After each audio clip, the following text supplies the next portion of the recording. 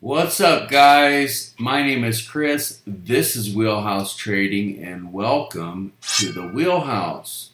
So, I just wanted to say that I am grateful for all the new people that have come in the Discord.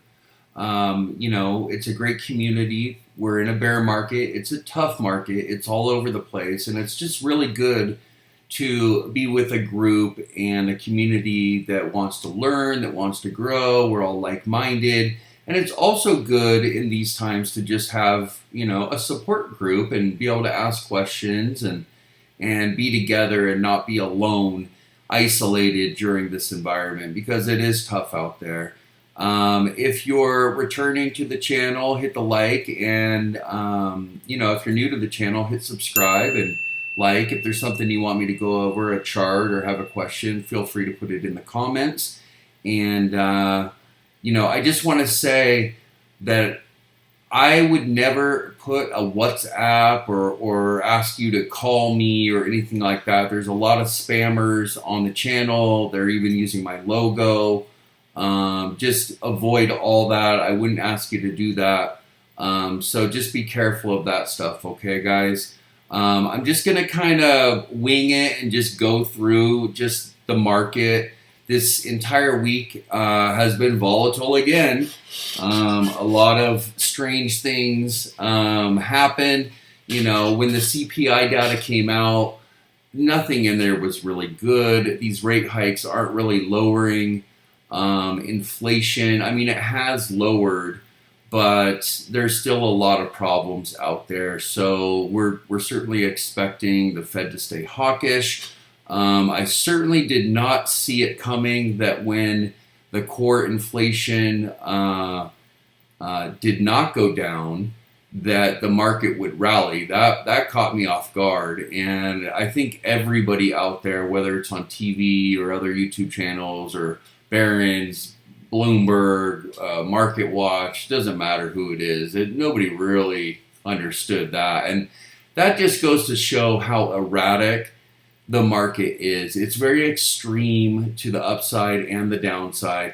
Now, sure, it could have been some form of a short squeeze, could have been some sort of algorithmic thing. It could have been simply, big money just getting a rally going to trick people to purchase and buy so that they could pull the rug out, and they're just trying to get their money to the side. We really don't know, but it was so odd and so strange that I thought for sure, the market was going to come down the next day, which was Friday, and it did. So, we'll kind of go through, my plan for investing. Again, I traded. It was a hard day to trade, and I still did good. I did 92 scalps and made about $4,200 in trading. I'll show you real quick.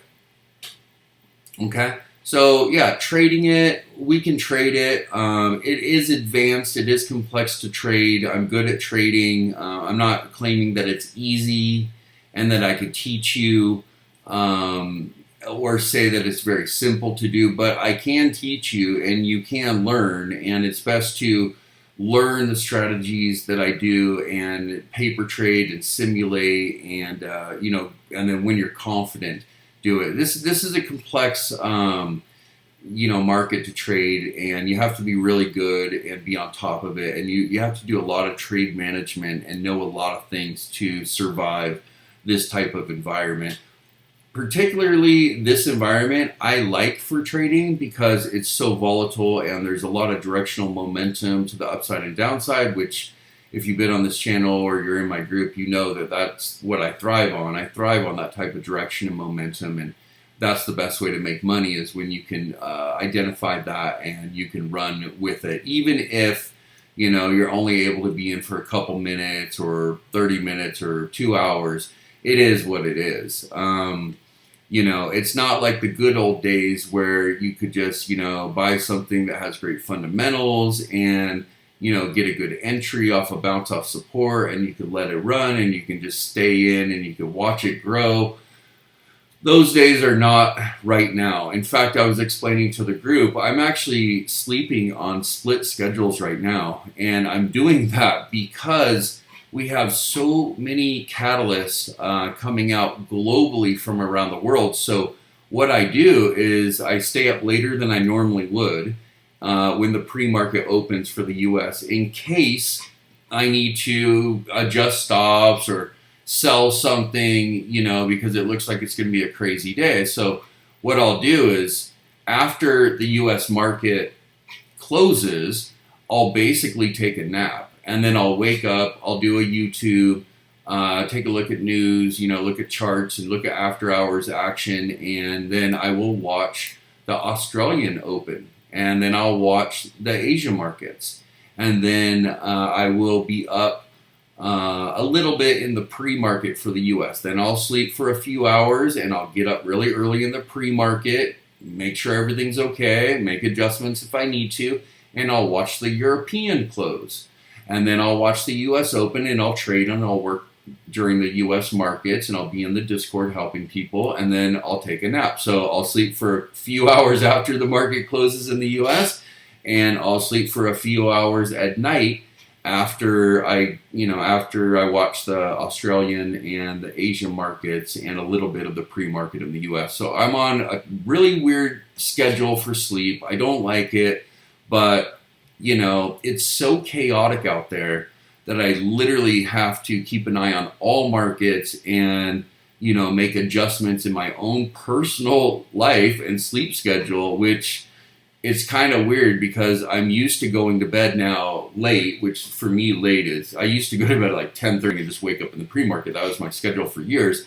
But now it's like I'm going to bed at like 2 in the morning and waking up at 4:30 or 5 and then taking a nap after, and I'm just on some weird split schedule and I'm dealing with it. And I think that when you're a really serious trader and you're looking at problems from around the world, then you have to make those kind of sacrifices. Just like I had my dream home and I had to sacrifice because if it was an emotional decision, I would have kept my home, but I would have lost a ton of money in equity. And but I made the sacrifice and humbled myself and adjusted and sold it before the real estate market collapsed. Well, now I'm making adjustments even in my own sleep schedule and paying more attention to the foreign markets. And, there's a lot of problems going on. We're not looking at a recession in the US. We're looking at a global recession. We're not looking at,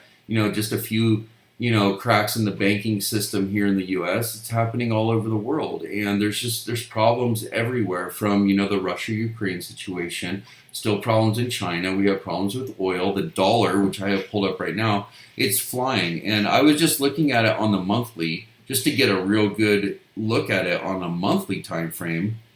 And back here in the 80s, I think it was, 1984, it was way up here at 164. And then back here, which was near the millennium in 2001, it got up to 121. And you can see this thing is flying. I mean, we're at 112 right now. I mean, the dollar is really high. And so when the dollar's really high, it's hard on a lot of, it's hard on the equity market, but it's also hard because of the currency values against other currencies for, people that borrow money or have lending. And because the US dollar rate is so high, it becomes more expensive. And that becomes a whole new set of problems, for defaults and lending and liquidity and a lot of different things. So, we have to really keep an eye on the dollar. And I started picking up gold. I started buying that JNUG and it's come down. I was up pretty good. It's come down a little bit, but I didn't sell it. And I actually bought a little bit more because when the dollar does come down, and it will come down, I think that having some gold and silver as a hedge, anytime that there's a problem in your portfolio, you kind of need to fill the gap a little bit. So normally I don't buy gold, but I do think that gold is something to start looking at. And it looks to me, when I look at those charts, that it's kind of bottomed. It's at a very low price. So getting into that now as a preventative measure is not a bad idea. Now, we also should look at the VIX frequently, and I look at it about twice a day. And the VIX, it's high. It's in the 30s, and when it's in the 30s, that's a lot of fear. And a lot of people will say when it gets to about 40, that's usually the bottom of a market. Well, we're at 32 right now. There's obviously a lot of fear, and you can see on the fear and greed gauge, if you look it up, there's that thing is extreme fear too. And usually those are good times to buy if you're an investor. You got to know world problems are not over, and even if you start to nibble and accumulate, when the VIX is high and the dollar's high and the equities are low, and you accumulate, you have to know that it's there's a good chance, a high probability, things will still come down and you'll see some bleeding. So I went up a lot on Thursday when the CPI report came out, which I did not expect. I'll be honest with you. I feel like I've seen just about everything in the markets. But when an entire world, that's in the markets is scared and fearful of high inflation, and then we get a high inflation report and the market rallies, that just makes no sense. And it kind of goes back to that saying that you'll hear people say that markets can be irrational. Well, we're in an irrational market, and it's a lot of things are not making sense. So it's almost like when you think it's going to rally, it's going to drop, and when you think it's going to drop, it's going to rally. I will say that we are at specific levels in the S&P, that 35, number 35 to 36, let's just call it in there. It's kind of a sweet spot. It's pretty oversold, and there should be a bounce. The problem with the bounces in the bear rallies is that they're not lasting long.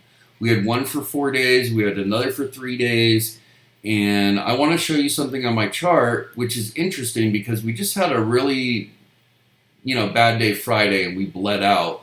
Yet there are things on the chart that are showing that it could come up. So that's interesting. So yeah, our VIX is high, our dollar is high. Just know anytime a stock, a crypto, or a currency goes parabolic, at some point it's going to come down. And when the dollar comes down, equities will go up, crypto should go up, and gold coming into a recessionary environment and the dollar coming down, is not a bad play. So let's just take a look at some of the indexes, and we'll start with the Dow. Now, the Dow came down 400 points. We came past our June bottom low, which was also the peak of COVID. We cut through it. We did have a rally. And then, we also had a double reverse breakout. We came back through the blue line and actually this pivot low from back here, and then boom, failed. And when we failed, we came right back down to this line and jumped back up, and and then it came down. Now, I'm not sure. I have to look it up. I'm not sure if Friday was like maybe a big options expiration day, or if it's just kind of instead of buy the dip, it's sell the rip. I'm really not too sure what happened with everybody buying on a hot CPI read. I still am a little boggled by that whole situation. But, I do notice that the day that the CPI report came out actually aligned perfectly with the fib circle, this red line.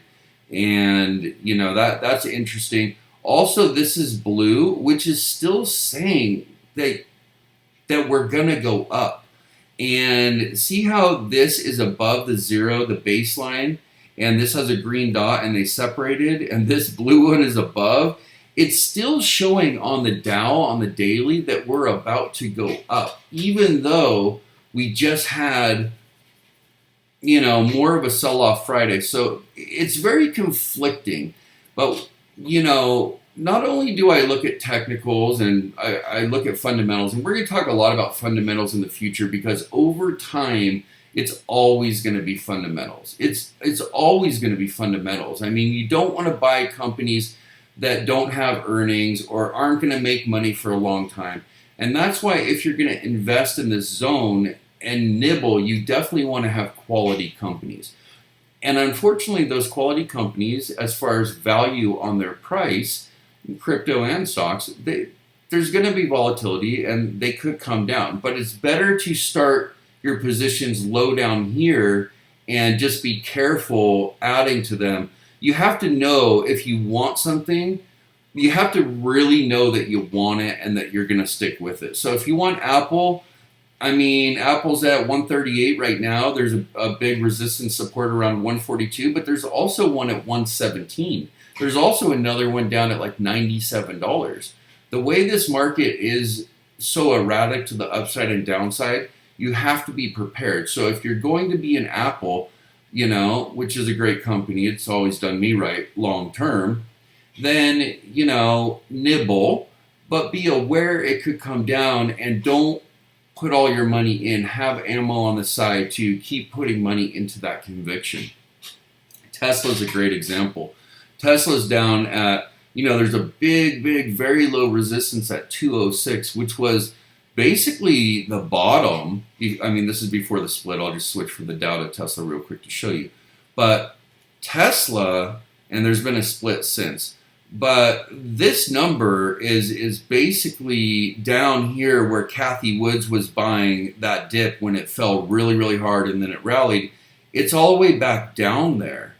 And it actually fell a little bit below it because that's at 206 and we're at 205 right now. So, for me, I believe in Tesla long term. I also believe in the EV space long term. I think that there's a lot of cars and a lot of people that will be buying electric vehicles for the long term. And I don't think that that's going to stop for many, many, many, many years. I think we're in the early stages of the EV revolution.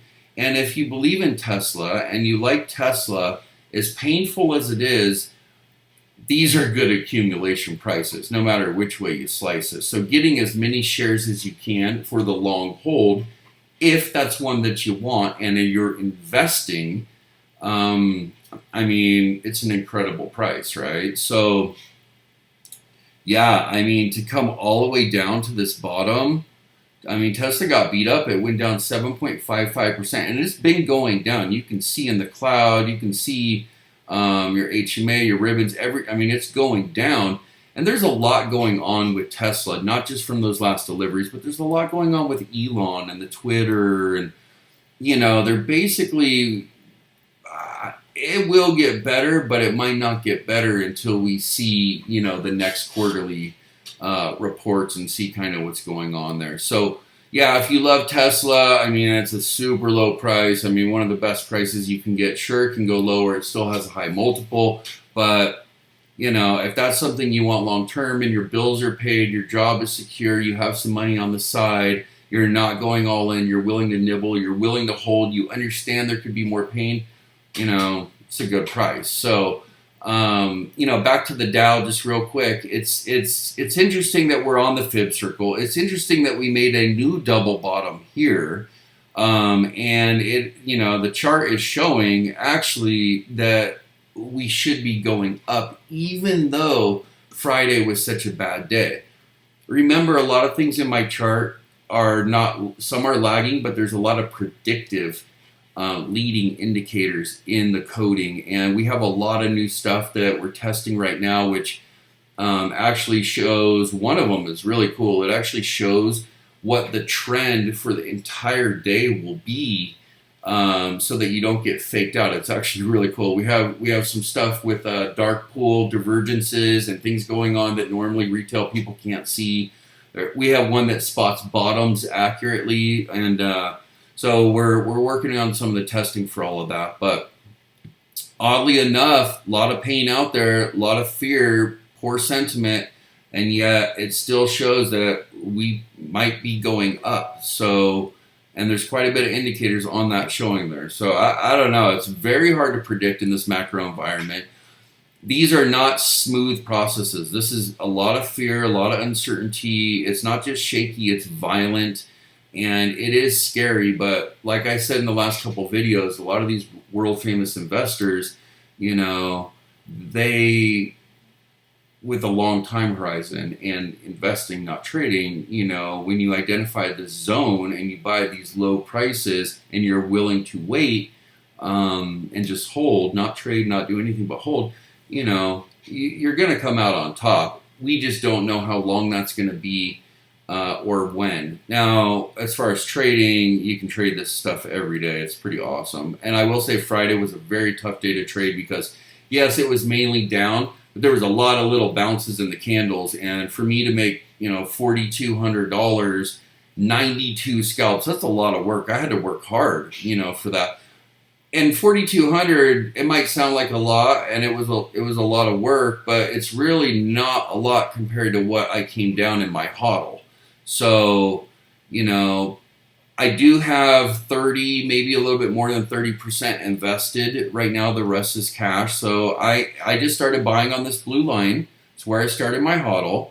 And I have some that went up and I got out with the profit. I had some that were up and I set stops and got stopped in the profit. Some of those I've already rebought and now I'm down on it again. So it's just kind of crazy. And it reminds me a little bit of, where was it? There was a point in here. I don't know where it is. There's a point in here where it was really jumping around up and down and up and down, and we just couldn't figure it out. But anyways, yeah, I mean, it's very hard to predict with such knee-jerk volatility and, which way this is going to go because there's so many problems out there. But there's a couple picks that are pretty much a lock and have been making really good money. And they are leverage bears. So one that I'm just killing it on is DRV, and that is a bet that real estate will come down. It's almost doubled in price. Another is FAS. It's a bet that, financial banks will come down. Now, I had let everybody know in the group that it's going to be tricky with FAS this week. It could go up, it could go down because we have bank earnings, but overall, there's a lot of cracks in the central banks and financial system. Look at the Bank of England. I mean, they just came out and straight told you. Another winner, is commodities. That energy you did really well. I made a lot of money on it. Got stopped in the profit, quite profitable. It came down a bit. I rebought it. It went up like 58 or 60 bucks in one day. I put a stop on it again, and I got to give that one wiggle room because it moves a lot. The very next day, it came back down the same amount. It went up 58 bucks. It came down 58 bucks, and I got stopped on it and made about $25 on it. So it's kind of crazy to play them, but DRV has been very good for me. BTU has been very good for me. That's coal. It pertains to energy. Antero Resources has been good for me. NRGU has been good. But, as a hedge to NRGU, you might want to look at DRIP. That's that oil will come down. And believe me, at some point, it will come down. I just, I don't think that's right now. Just like, gold will go up, and maybe just not right now. And the dollar will go down, just maybe not right now. So you just want to have them in your mind and have them in your watch list and kind of be prepared. So, yeah, Dow, we just came down. Yeah, a lot of my predictive indicators are saying that we're about to go up, oddly enough. Let's look at the SPY. Same kind of thing. I mean, we're making lower lows, we're making lower highs, and yet, we're getting indications that it's about to go up. So that's interesting. Same thing on the Russell. And again, this is blue. This is basically a triple bottom bounce, and the indicators are showing that, we could go up. Very, very hard to predict in this market. And it's easier to predict on some of the stocks and particular ones that are more like the no-brainer kind of things, like DRV, I bet that real estate will come down. When you have the Fed saying they want real estate to come down to create price stability and also, pull out more liquidity out of the system, well, that's kind of a no-brainer. And, of course, here we go. We have the Nasdaq. We're at 10,321. A long time ago, I said I think the Nasdaq could come down to 10,000. And we're pretty close to it right now. Again, lower highs, lower lows, but pivoting above this area and showing that it might go up this week, okay? I'm filming this on the weekend. So It's hard to say, and I don't want to make a no shit Sherlock, the market's down. I just want you guys to know that we're all in it together. And if you were to come in the group, it's best to be with the community. You don't have to subscribe or pay for anything, but come and be in there, ask questions, show charts, throw out ideas and talk to everybody. And it's good to have a support group, especially in times like these. So let's look at a couple. Different stocks and what kind of happened. Is if you notice the ones that are green here, they're leveraged bears. So I had SOXS, I did really good on it, and then I got stopped on it, and then that's when the CPI came out, and the very next day, boom, it went back up another 13.34%. Again, erratic. So, and then so that one's been doing really good. I mean, it was down here at 33 bucks. It's at 80 bucks. So that's the bet that the semiconductors are going to go down. I have NVIDIA, I have AMD, and I continue to buy at these low prices for the hodl, but I'm swing trading a lot of these against it to slow the bleeding or hedge. DRIP is a bet that oil will come down, and this thing is at, obviously oil's been going up, so this thing is it's at its bottom actually. But just check this out. So over here, which was basically the COVID crisis, okay, this is the V shape, it's just inverse. DRIP went all the way to $5,977, and it's currently at $15. What we know from history and recessions is that, commodities and oil, they go up coming into a recession, but they will come down. And the reason is because when you don't have a lot of money and you're in a recession and there's a lot of layoffs, you're not going to be flying and traveling and filling up the boat and the RV. You'll probably be selling the boat and RV for money. And so a lot of these big buyers, gas stations and whatnot, and fuel for airlines, they will buy less, gas and oil, and so when we get to a recession and all these layoffs happen, DRIP will be a really good one, and it's pretty much at its bottom. And I had it, made some money on it, got out of it, and I recently just started buying a little bit of it again, and I'm just preparing a little early, knowing things could come up and down a little bit, but I'd rather have some of these in there just in case, because the markets are shifting so fast. So let me take a drink real quick. So one of my biggest winners of the entire year has been SQQQ, which is basically a bet that Nasdaq will come down. So this whole situation from down here at 27 bucks and it's at 64, I've just been swing trading it this whole time. And, there's a lot of down days. And when there's a down day, you want to be in SQQQ because it goes up, and it goes up 3 times as fast as triple leverage. LABD, it's biotech sector, triple leverage. TZA is a bet the Russell will come down. You can see it goes way up, and there's volatility. So you got to be careful. You got to kind of trade these on short time frames, or you can get a wash. So it's a little tricky. You kind of got to know what you're doing with trading. But this is the one that I am holding. There's 3 that I'm holding: DRV, FAS, and JNUG that are in the triple leverage. And just check out DRV. Now, I've talked about it a lot on the channel, and I got everybody started making alerts. Got everybody to basically buy it here around 35 bucks, and we are at $80.38. I think it went to like 84 bucks. Yeah, I went to 85. So if you were in my group and you got the alert and you had the money and you bought it around 36. I think we got ours at 41 actually, $5 higher. But it's doubled in price, and real estate is just starting to come down. So this thing, just to show you, even if you were to buy it at 80 bucks a share, okay? Even if you bought it at 80 a share, just want to show you, just a couple years ago, this is 4 years ago, this thing was $7.76. This is 2 years ago in March 2020. This was $710, and right now you can get it for 80 bucks. That's basically like a 10 bagger, Okay, so if you were to put in, you buy 100 shares for $8,000, and this thing goes back up to 700-800 bucks, you're looking at a 9-10x, and it's almost a no-brainer when you have the Fed saying on TV that there needs to be a correction in the real estate market, and you know that there will be if you follow history and you've been in the stock market, or you even own real estate, or you just have a little bit of common sense.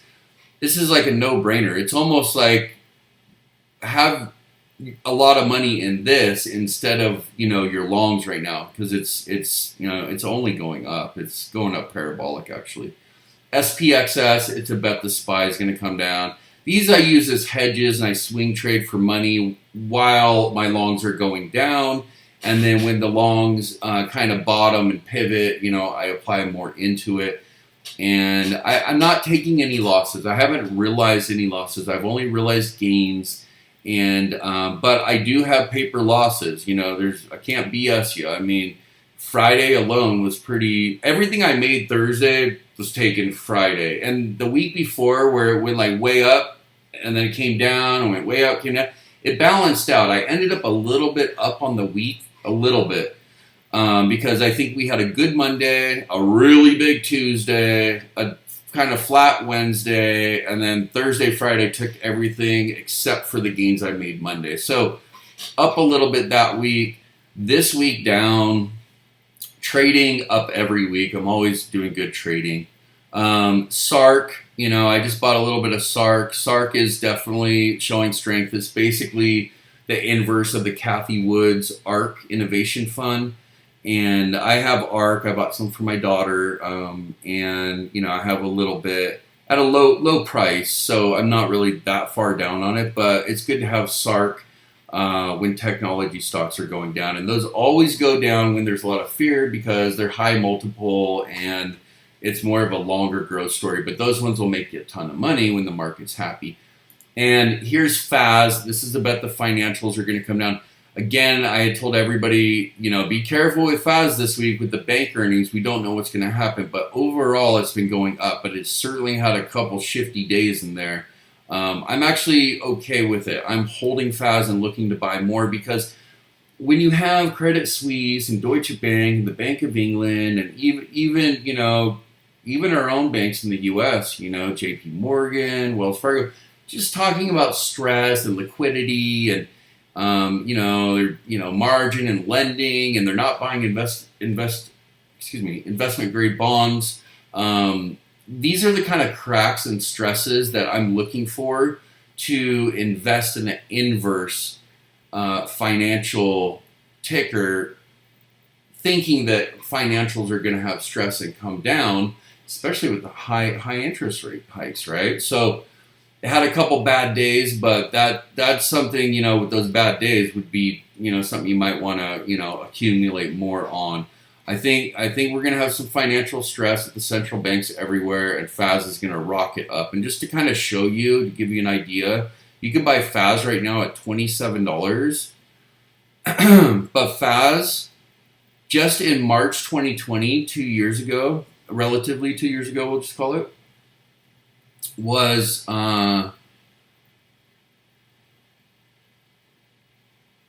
over here in 2018, it was 681, and in the pandemic V shape, it hits. Sorry, my chart is moving around. It hit $618 a share. It's obviously bottomed. The financials have been okay, and now it's going up, and it's $27. So, I mean, you're talking about if it's 27. $270 would be a 10-bagger, and it's basically double that. You're almost looking at a 20-bagger, It is triple leverage, there is risk, and, you want to have stops on these, and you want to kind of, always be watching them because, these big purple candles can crush you on a triple leverage. But if it just goes back to where it was in the the pandemic lows, well, you're looking at almost a 20-bagger, guys. It's kind of crazy. And then SDOW is a bet that the Dow will come down. These are great hedges. I use these to hedge to slow the bleeding and then I'll take my money and I'll apply it into longs. Okay. Now, crypto has been taking a beating, and I recently added a bunch more crypto at these low numbers. Let's look at Bitcoin. Bitcoin is right at $19,089, so basically 19,000. It's very low. It did come out of its descending, but it hasn't done much since. And it's hooked up algorithmically to the stock market. So, when the stock market goes down, Bitcoin goes down. What's interesting about Bitcoin, though, is it's really holding this line. So a lot of the indexes and a lot of the stocks are breaking through their supports, but Bitcoin is holding. And a lot of people that own Bitcoin are not selling it. There's not a lot of movement in the whole, like with the holders, which is remarkable. So that's why this is not falling. I'm not saying it can't fall. I'm just saying that you can see that there's conviction with the people that are buying it. They're holding it. And of course, they're holding it for several reasons. Number one, it's down a lot from its high. I mean, its high was up here in the 60s, right? So it had a high of about 69,000 just under it. And you're at 20,000. So, that's over a triple from where you're at if it went back there. So that's number one, you're getting a good price. Number two, there's always the fear of all these central banks and, currencies collapsing, which we have seen. We've seen a lot of stress and a lot of problems with some of these currencies out there. And the Great British Pound and the Krona, and there's a lot of problems. So, if fiat is debasing and, the value is coming down and it's really hard against the pair of the dollar, it's not a bad time to, you're in the zone to be buying Bitcoin. And I've been buying it, I'm holding it, and I have not sold it. I actually just bought a little bit more Ethereum, and I don't plan to be selling my Bitcoin and Ethereum. I have a trading account. I trade Bitcoin all the time, and that's cool. It keeps me busy, and I like doing it. But as far as like my own holding, I'm not selling it. And I'm also aware it could come down, but it hasn't. It's been holding. And like I said, a lot of people are, big whales and whatnot. They're not only buying it, but they're holding it. They're not selling it. So it's something to keep an eye on. And so you got a good price, and you also have, it's kind of a protection, that Bitcoin or a digital currency or asset is not a bad thing to have if you think that the value of currencies will debase. So those are two really big reasons to be in Bitcoin. And, it's just going to take time. There's a lot of problems. A lot of times the stock market's crashed in the past. I could walk you through all of them, but a lot of times there was one or two or three major things that broke a market. We have like over 10 things going on. Maybe more than 10. I mean, you got the war, okay? You have, the lockdowns. You have the pandemic. You have, overprinting of the money supply. You have, high inflation. Then you have reactionary things going on with that, like the hawkish Fed. And, you just have capital markets going through tons of stress at different time frames in their own path. And, you got gluttony of orderings, you got decelerating earnings. I mean, there's just a multitude of problems everywhere. And so in the past, whether it was like in the early 60s or the early 70s or the late 60s or the 80s and even the 90s and even the dot-com and the financial and the World War II, and you go back even to the 30s, like, there were things that happened, and there were just a few, and they were all major, each one. But now we have over 10, and they're all very major. And talks of, a World War III or getting involved, if there's some nuclear, if something happens up there in Russia and the U.S. and NATO allies get involved, I mean, that's scary stuff. So, we have a lot of problems, and it is definitely keeping the markets down. And it could go down much further. It is remarkable to me that the market hasn't come down further quite yet with so much chaos going on out there. It's pretty scary. So, I started my hodl in September, which was actually pretty darn smart because it was the worst September in like 100 years. So it's like a really good month to start it. But yet, even that little bit after I started it, if you go look right here on the Dow, so I didn't hodl all the way down through this. I traded it, made a lot of money. But what I did was I identified the zone and I started buying here, okay, just right on this blue line, and came down and went up, got some profits out and whatnot. Came back down, I bought more, came up, got stopped on some stuff, and I'm down in the hodl. I'm not down crazy, but I'm down. I'm not happy about it. And, I've already made the decision what I'm going to do. I'm not going to take losses because I don't have margins, so I don't have anything to worry about. My rent is paid for a year. My cars are paid off. I have cash on the side. I'm only 30% or so invested, and I just started buying here. So I feel like I made really smart moves. So I thought about it. If this thing waterfall sells, like, am I going to, take how much of a loss am I willing to take? And I thought about it and I said, you know what? I bought quality companies, ones that aren't going to go bankrupt. They may have pain in their stock value, but they're not going to go bankrupt. So what I'm going to do is, instead of letting myself, get stopped, what I'll do is the same thing I plan to do. I'm just going to keep loading up on the leverage bears to slow the bleeding and to make profit on those. I'm going to trade in the prop firm with other people's money, so I can just make money every day. And then, if it does find a bottom, or when it does find a bottom and it changes directions, I'll take the profit off the leverage bears, and, I'll buy more into, the high conviction longs that I want. And at some point, the market will go up. It always does. These things take time, and I think that we definitely have another year at least of volatility.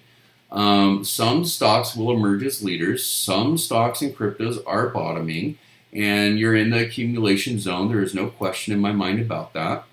But you want to be picky, and just remember this. When you invest and you have your own hard-earned money, okay, buy the best with your money, okay? Buy companies that won't go bankrupt. Buy companies that have free cash flow, that have good margins, that have moats and revenue streams. It's going to come down to fundamentals, guys, believe me. In the end, when this is all said and done, there's going to be acquisitions, there's going to be consolidations, there's going to be businesses are going to, there's going to be layoffs, people are going to go out of business, other businesses will swallow them up. There's going to be changes that take place. And if you stick with the big captains of industry right now, you're going to sleep better at night. And getting these prices and being able to hold, you're going to make money later. And even though it's painful now, the stock market will go up. It just might take time, okay? We're still in the process and digesting a lot of problems out there. And I'm not saying that more problems might not arise, because even though we've seen 20, 30, 40, 50 crazy problems in the last year and a half, it seems like every day there's some new catastrophe. So expect volatility, expect it to go up and down, expect uncertainty, expect fear. But, think back historically and think, when that VIX is high and when the dollar comes down and when this fear gauge is high and when you identify these zones, if you buy quality and you think about, companies that may come down a little bit right now, but they won't fall apart in the long term, and they will have fundamentals. You're making investments. And when you invest in a business or a person or an idea and you're a venture capitalist or something like that, you don't expect a return immediately. But you do want to make good investments in companies that have good products, good services. They're ran right with a good CEO, and they're innovative and things like that. And you just wait, and it will mature. And as an investor, those investments will mature and make you money. You just need to be patient, okay? So just decide on all that stuff and what you want to do. And, when it comes, I have a lot of high conviction ones, and there's ones that I kind of want to get out of, and I'm close to being able to get out of them, but I'm just waiting on momentum so I can either just put a little bit more in and springboard out and just get out at even or a small profit, which would be fine for me. But there's other ones that I'm just like, oh God, Tesla, it's just falling. I'll just buy more on these supports each time, because Tesla is leading the EV revolution, and the EV revolution is just beginning. Just like Bitcoin. Bitcoin is in the infancy stages. Yes, it's been around since 2009, okay? But it's in the very beginning of its journey. Okay, and everything comes down to supply and demand. It always does, it always has, it always will. So again, like I said in a previous video, if you shut your eyes and you imagine you're on a beach, you're barefoot, the water's coming in, it's sunny, you got sand for miles in each direction, and I walk up to you and I say, hey, what's going on, man? And you reach down and you pick up some sand and you move it around in your hand and you say, hey man, how much will you buy this little speck of sand for from me? And I laugh at you and I say, nothing, man. I'm going to buy that speck of sand. There's a gazillion of them out here. It's not scarce. There's so much supply, there's no value. And you say, okay. And you reach down and you get more and you move your finger around and you pull out this little shiny thing called a diamond and you say, well, how much will you buy this for? And I look around and I don't see anything shiny on the beach, and I'm reaching into both pockets and I'm getting your Zelle and your Venmo and your wire instructions, and I'm saying, I'm going to buy that thing, man, because it's scarce. There's not a lot of supply, and it's valuable, So same thing with Bitcoin. There's not a lot of supply, and if you can accumulate at these costs and you're in the zone and you have time to hold, this is the kind of thing that can, be a very beneficial investment for you way down the road. And, think in those terms if you're an investor. Now, it's painful to invest in this market, and it's pretty awesome to trade it if you're a trader. But I want to do both. I know I can trade it and I can make money, but I also want to invest in these companies and not pay the taxes and just let it marinate for a long time and, see where it goes. And it's a journey, it's a process, it's gut-wrenching at times. But if you can get a lot of shares at these low prices and just wait, historically, you're gonna come out on top, and it could be life-changing wealth. Anytime that you have life-changing wealth, well, most times I would say if you owned a business or you took a risk or something like that, you have to be patient. It doesn't happen overnight. But if you have the right idea and you do things correctly, like by high conviction at these low prices and are patient, it's going to pay off. And if you're thinking about the future and your family and what could happen later, and what most likely will happen, because historically markets go up, you're going to make a good decision and you're going to make money on it over time. We just have to be patient. So find the investments that you like. Like for me, for crypto, I really like Bitcoin. I like Ethereum. I like Chainlink a lot. I like Avalanche. Let's just go look at the ones that I have here. I like Cardano, even though it's way down. Algorand's one that Matic I really like.